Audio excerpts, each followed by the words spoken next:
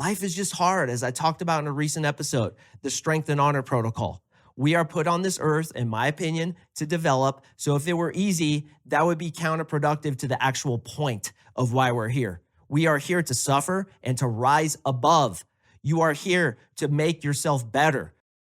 Welcome to the Unapologetic Man podcast, the only podcast that's all about self-improvement, confidence, success, women, and being a man without making any apologies for it.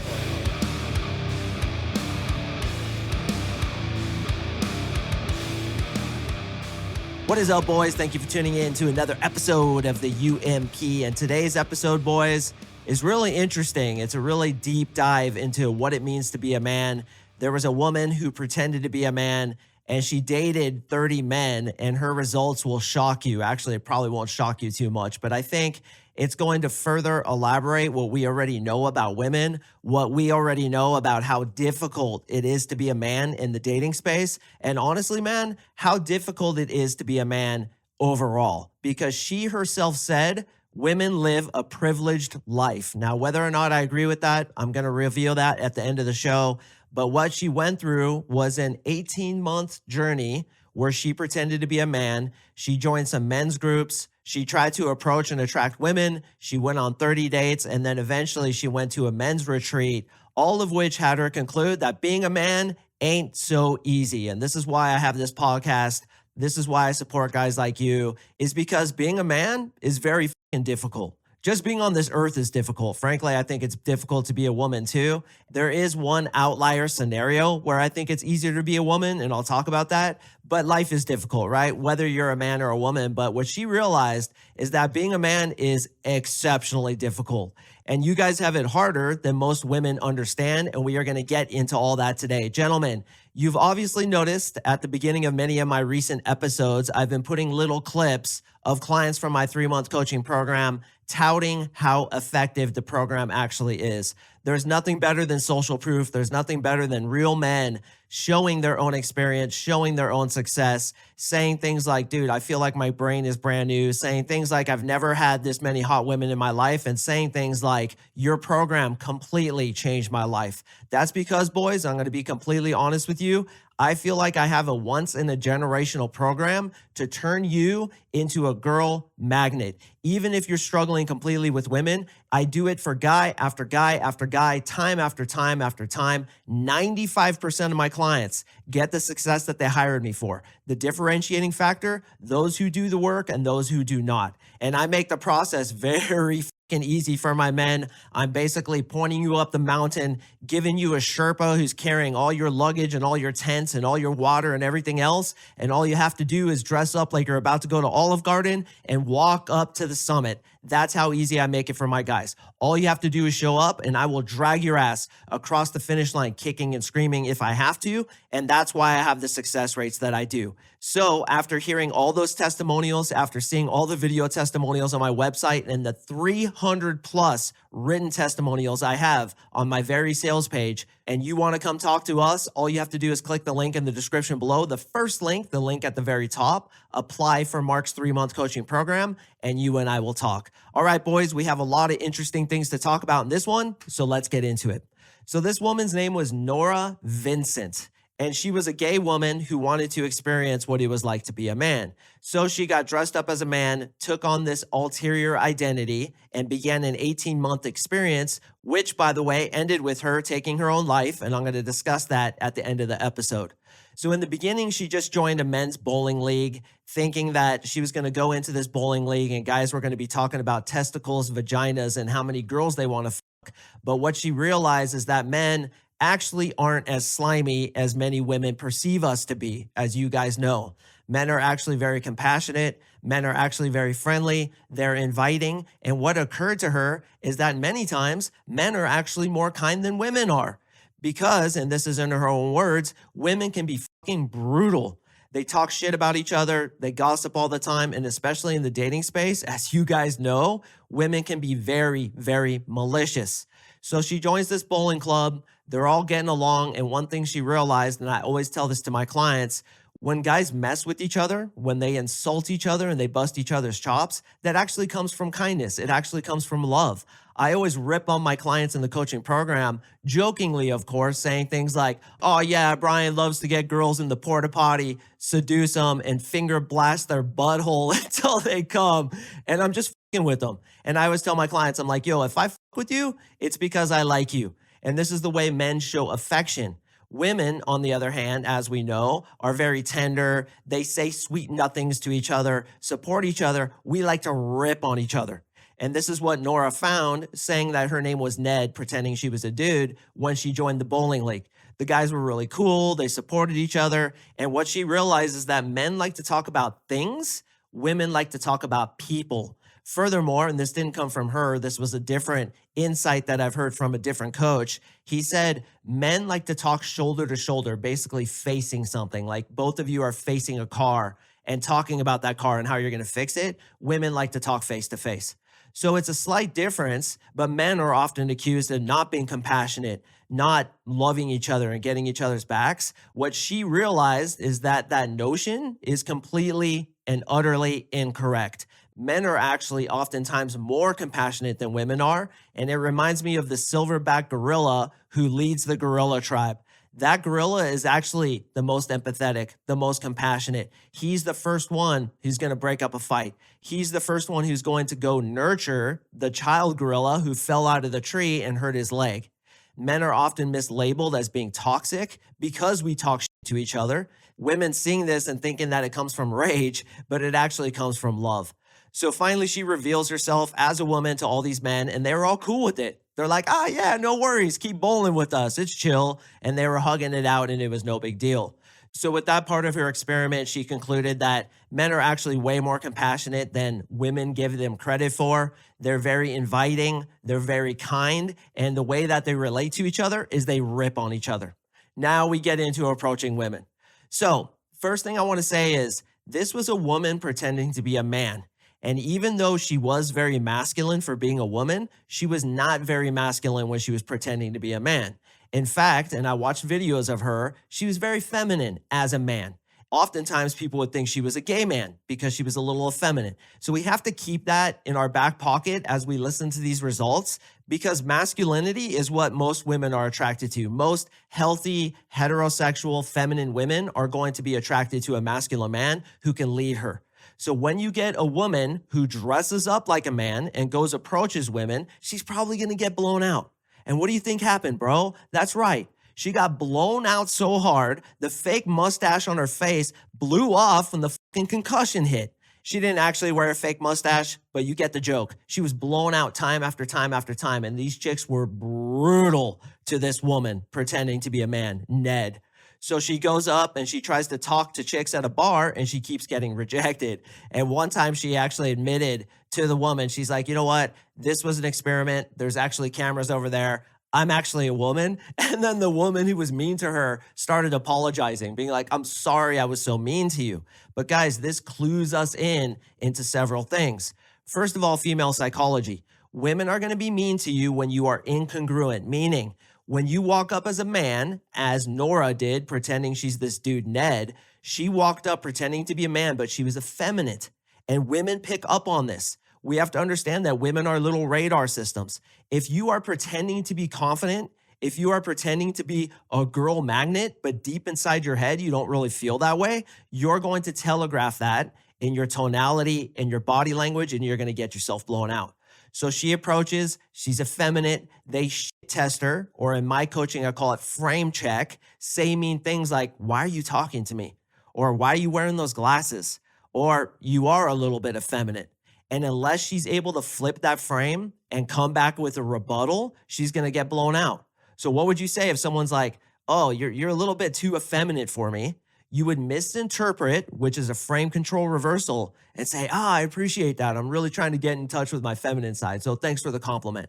You're misinterpreting what she said, reframing it to look at the picture in the frame, which you have chosen, and you look at it the way you want to, that would have passed that frame check. But because Nora, and guys, I'm just going to call her Ned from here forward, this fucking difficult to keep track of the genders. It's like going to Chiba Hut and trying to walk into the all gender bathroom and you're like, well, like, am I allowed to be in here? Because I have a penis and I don't pretend I'm a woman half the time and I'm a dog the other half the time. So can I go in here?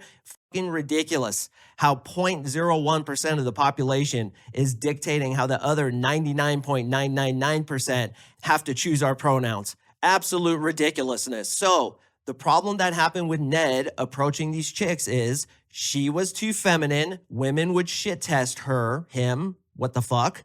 And then she wouldn't have the correct rebuttal. So she kept getting blown out time and time again. And when she revealed herself as a woman to the woman who blew her out, the woman who blew her out's like, I'm so sorry I was mean to you. Because chicks will be mean to you without even really consciously knowing it. And this is female psychology 101. You're going to be incongruent, or you're going to come up a little bit wrong, or your voice is not going to be perfect, which is okay. We all accept that. We're all learning, and they're going to shit test you. They're going to be mean to you to see if you have the balls to be able to flip the frame on them. Now, even as effeminate as Ned was, had she flipped the frame correctly on the girl and led her to where she wanted to be led, she probably could have pulled numbers. In my opinion, it was a lack of game, frame, and obviously she was a fucking chick in a man's body. And she, meaning Nora, the girl pretending to be the dude Ned, God, this is hard to talk about, even said, I thought women wanted a woman in a man's body, but what I realized is that women actually want masculine men. And as a dating coach for men, I had to laugh. I was like, yeah, obviously, dude. This is why I have fucking 670 episodes teaching dudes how to be more masculine, how to be more confident. Because when you go up with these incongruencies, you're going to get blown out, just like Ned did. Blown out so hard, the fake penis she was wearing blew out of her pants when the concussion hit. All right, the next phase of her experiment was going on 30 dates with 30 different chicks off the dating apps. And here's the thing that a lot of you guys do, and I know you do it, you can't hide from me.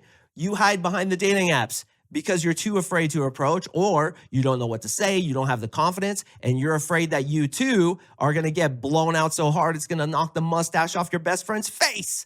But that's why I'm here to teach you how to successfully approach women, even if you're a fucking zero right now. Because that's what I do. I have a 10 magnet production facility where I load you in the front and you come out attracting women on command with the ability to approach successfully, not having to hide behind the dating apps, as I know a lot of you guys do. And let's be honest, bro. Are you going to meet a solid 10 off the dating apps? Are you going to meet your dream woman, the girl who you're proud to introduce to your brother, your mom, and your sisters and your family? Come on, bro. Get realistic. The hottest, highest quality chicks are not found on dating apps. So while I do teach dating app game big time, and I have templates that would blow your mind, we don't rely on them. We use them as supplements to get you trained up, to get you the skill set so that you can go get a real 10, which happens in real fucking life. You need the confidence, you need the congruence, you need NLP to remap the bullshit inside your head. That's exactly what I do. So she hides behind the dating apps, pretends she's this dude named Ned, and goes on 30 fucking dates. And it was funny because the interviewer is like, did you have any fun during those dates? And she's like, not really, right? Because it's painful. It's a job interview. And what she said is, I felt like I was under all this pressure to perform. I felt like I had to prove myself to these chicks. And that's the frame that women are going to try to impose on you. But what we do in my program is we flip the frame and we say, you're the one submitting the application. And we give value upon value upon value, thus proving that, yes, we are an attractive, viable suitor for you. But I'm not even suiting you. You're suiting me. That's the frame. And because we give so much value, we don't have to explain ourselves. The second you explain yourself to a woman, you are getting blown the fuck out, just like Ned did. Every day was horrible. She had a horrible time pretending she was a man. She realized, and this is other experiments that other women have done, pretending to be men on the dating apps, she realized that the dating apps are heavily skewed against men.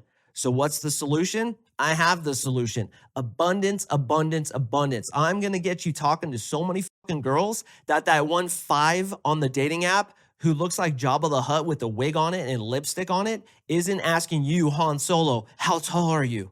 You're like, chick, kick rocks with your head down. I'm not even talking to you. I have so many girls from Mark's top of funnel plans, from Mark's how to meet a myriad of different women who are attracted to you and throwing themselves at you because we stack value at the forefront. This is what we do in this program. We make you attractive. We make you the prize. So apply right now, you idiot, and we will talk. My girlfriend the other day was listening to my podcast and she's like, how the fuck are you so successful when you yell at your listeners, calling them idiots, yet they still apply to your program? And I'm like, because that's what men do. We fuck with each other. When I call you an idiot, you know I'm joking. You know it's all love, bro. I got your back. And it's because I care about you that I'm going to get you that success. Yes, men can care about other men, as Ned found out in her bowling group. So she goes on these 30 dates. They all go horrible. She realizes, wow, men have it way more difficult than women do in the dating space. And it's true. It's stacked in the favor of women, but we flip that frame, gentlemen. And I'll tell you this, while all other guys are struggling in the dating space, we flip the frame so that we become the infinitesimally small percentage that actually rewrites the rules and we get girls chasing us. Because as I always say, 20% of the men get 80% of the women. Once you realize that calibration, once you know how to show women that you're of that 20%, then it becomes a pussy avalanche. And I hate to be crude, but that's how it is. It's either feast or famine. You get either tons of it or you get zero of it. My job is to get you tons of it. What would it be like, brother, if you had a different girl in your bed every night of the week that you want to have a girl over? Sexy ass body riding on top of you. And me personally, I like the little belly button rings and the perky tits. Every night you want it, I can get that for you. It's going to take work. It's going to take discipline. It's going to take moving into your fucking masculinity like a man. It's going to take you stepping up rather than punking down. But I'm your Sherpa, bro, amigo. I'm going to pack all that bullshit on my back, show you up the mountain. All you got to do is get dressed up like you're going to the Olive Garden tonight and fucking hike up that hill. I will show you and take you to the top. Why you haven't applied yet is beyond me. And some of you may be getting butthurt because I tout my program so much. Gentlemen, why do you think I touted so much? Because I believe in myself. I'm not afraid to self-promote.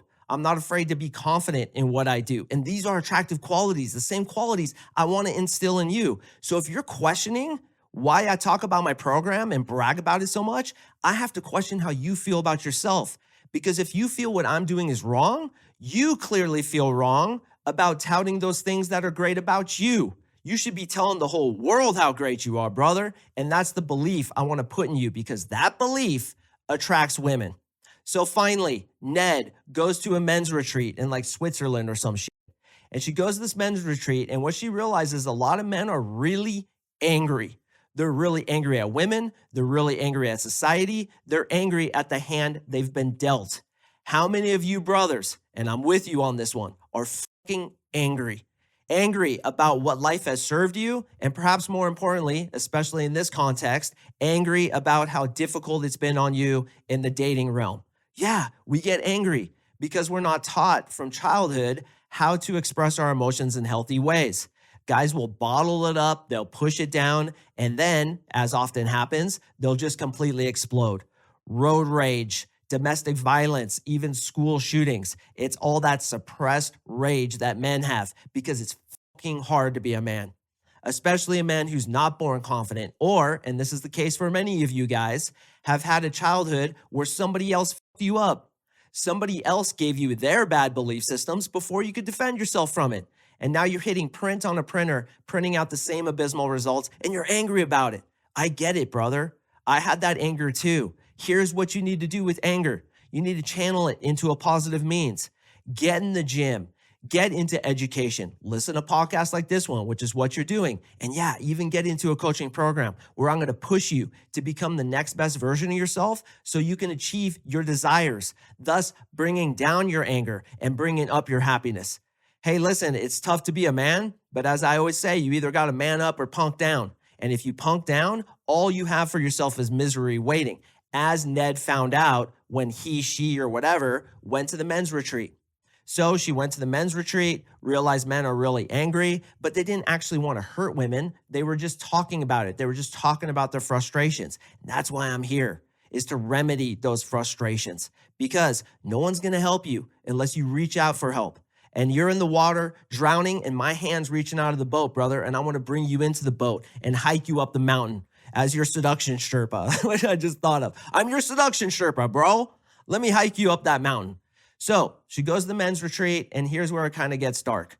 She starts getting depressed because she doesn't know really what her identity is. 18 months pretending to be a man when you're actually a woman. She's also gay. She's having identity crisis. So eventually it ends with her suicide, an assisted suicide that actually took place in Switzerland. Did you guys know this shit? They will help you commit suicide in Switzerland? What? I didn't even know about that. So apparently she did do that. And she, at the end of her life, basically said what I alluded to at the beginning of the show. Women are privileged. Now, I don't necessarily agree with that. I have a lot of girlfriends. I have a daughter. I have a woman who I deeply love and who I know on the deepest intimate level. Her life's hard, bro. And she is attractive and she is intelligent. Life is just hard, as I talked about in a recent episode, the Strength and Honor Protocol. We are put on this earth, in my opinion, to develop. So if it were easy, that would be counterproductive to the actual point of why we're here. We are here to suffer and to rise above. You are here to make yourself better, which again is another reason I want you to come into my program. So we can get you to that top tier in the quickest, easiest, least painful way possible. So she gets depressed and she unfortunately ended her life with the assistance of someone. I can't even believe that's actually true, but that's how she ended her life. And she ended it once again saying that women are privileged, which I disagree with, but there is one instance in which I agree with that. Hot women are privileged. Gorgeous women are privileged. They have an easier life than the rest of us. I'm not saying it's an easy life. I'm saying it's easier. They get the benefit of the doubt. They get open doors for them. They can literally just meet a dude who's going to take care of them. How many of you guys struggle with money or worry about your future? If you were like a raging hot chick, you could just go get a dude to take care of you for the rest of your life. Now, obviously, you'll be lacking the intimacy you want. You'll be lacking the true champion that you want in many cases. So there's always challenges. But ultimately, we all have it difficult, even hot chicks. They just have it a little bit easier. I've seen it. My friend Ashley, she's a fucking 10, bro. She's so hot. She gets so much shit thrown at her. Her reality and her perception of how things actually are is like psychotic mode. She doesn't even fucking get it. And Ashley, I know you're listening and you know I think this about you, girl. It's like you live in a different reality. You're like on a parallel universe. And this is why hot girls will often be perceived as psychotic, because they're just in a different reality.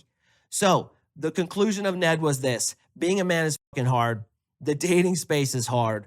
Getting on the dating apps is hard. Going on dates is hard. And men have a lot of rage, but it's not like they hate women. They want to protect women.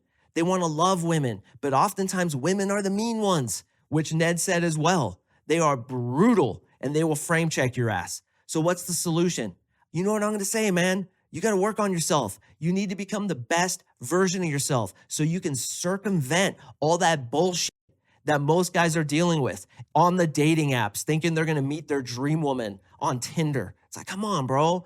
Up yourself so you up your results. And I have the program to do that for you. In my opinion, a once-in-a-generation program that mixes NLP with the tactical aspect. And you guys have heard my tactical shit.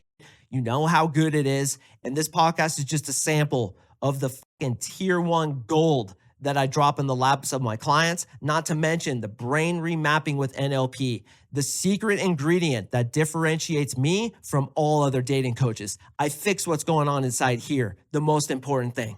So guys, I do appreciate you listening. And I want to let you know, man, I love you, brothers. I have compassion for you. I know you're going through a hard time and I respect you because you're a fucking warrior. The trick, of course, is for you to believe it and for you to know that you're the prize in the dating space. You're the hot chick. She's the one submitting the application. You're the one being pursued. Guys, I do appreciate you listening. I hope you have a great week filled with happiness, good luck, and joy. You guys are fucking champions. I care about you. I want you to succeed, and I'd love to meet you. So put in your application right now, and I will see you in the next episode.